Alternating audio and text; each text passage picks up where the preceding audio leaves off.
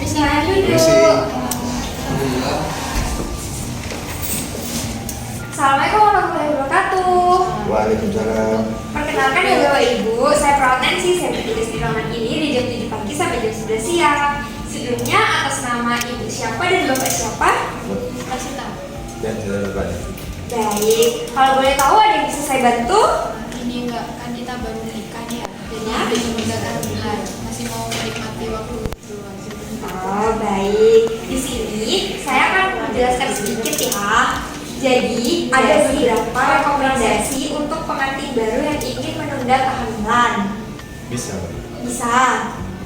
Di sini ada beberapa. Yang pertama adalah kontrasepsi suntik, yaitu hormon progesteron yang disuntikkan ke dalam bokong setiap 3 bulan atau 1 bulan sekali. Ini berfungsi untuk mencegah kehamilan sehingga pasutri bisa menikmati hubungan seksual tanpa perlu khawatir. Di sini ada kekurangannya. Kekurangannya yaitu menyebabkan siklus menstruasi terganggu, berpengaruh kesuburan juga. Terus yang kedua ada kontrasepsi implan. Nah, kontrasepsi implan ini sama seperti kontrasepsi suntik itu, tetapi di implan ini berbentuk batang yang fleksibel berukuran 4 inci. Nah, ini dia contohnya. Ini ditanamkan di lengan atas oleh tenaga kesehatan. Gak bisa sembarangan orang yang melakukannya. Jadi kalau lagi masuk itu harus ke sini. Iya, fungsinya yaitu bisa lebih mencegah kehamilan hingga 5 tahun. Bila Bapak dan Ibu 5 tahun tidak ingin punya anak terlebih dahulu, bisa menggunakan ini.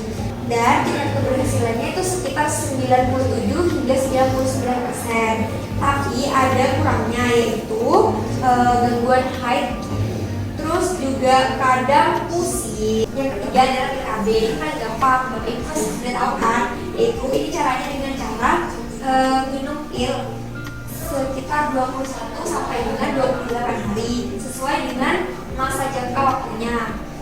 Tetapi minusnya di sini harus minum secara teratur. Jika tidak, kemungkinan untuk hamil itu ada. Ini adalah contoh KB pil. Ini bisa dibeli di apotek terdekat. Terus yang keempat adalah IUD. Nah, ini dapat mencegah kehamilan sampai dengan 10 tahun. Tingkat keberhasilannya yaitu 99%. Kelebihannya yaitu praktis dan ekonomis. Nah, ini dia contohnya dari IUD ya Ibu. Ini tidak perlu Ibu ingat seperti minum pil. Kerugiannya yaitu organ seksual terasa kram, terus adanya resiko infeksi di sekitar 4 bulan pertama setelah pemasangan IUD ini, serta adanya keputusan juga. Yang terakhir itu untuk bapaknya, yaitu bisa menggunakan kondom. Nah, ini dia contoh kondom pria dan wanita. Ini tidak hanya mencegah kehamilan, tetapi mencegah penyakit menular seksual seperti HIV dan AIDS. Untuk tingkat keberhasilannya 80-95%. Keuntungannya yaitu murah dan mudah didapat. Jadi Bapak bisa beli di Alfamart, Indomaret gitu. Tapi kemudiannya Bapak setiap melakukan harus menggunakan kondom yang baru. Itu juga jangan terlalu bergesa-gesa kalau menggunakan kondom, takutnya sobek di dalam. Bapak Ibu bisa pilih apa alat kontrasepsi yang bakalan Bapak Ibu gunakan misalnya. Pasti tidak jalan. Baik, bagaimana istrinya? Suntik. Oke, suntik ya. Jadi Ibu biasanya suntik. Jadi Ibu sudah tahu nih, tadi saya kan menjelaskan efek sampingnya kan, kelebihan serta kekurangannya. Apakah Ibu ada yang perlu saya ulang atau kurang gimana? Tadi penjelasan saya jelas. Harus saya ulang lagi sekali lagi. Jadi kalau suntik ini hanya istri yang pakai.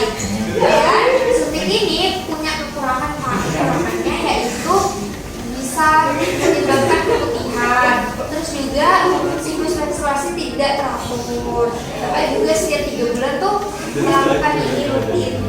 Suntik itu. Terus kembali ke sini setelah 3 bulan. Ya. Apakah Ibu paham? Bagaimana ini mau dilakukan sekarang atau kapan? Besok saja. Oke, besok. Itu waktunya sekitar jam berapa Ibu free-nya? Jam 9. Baik, jam 9 saya tunggu di sini ya. Terima kasih. Sama-sama.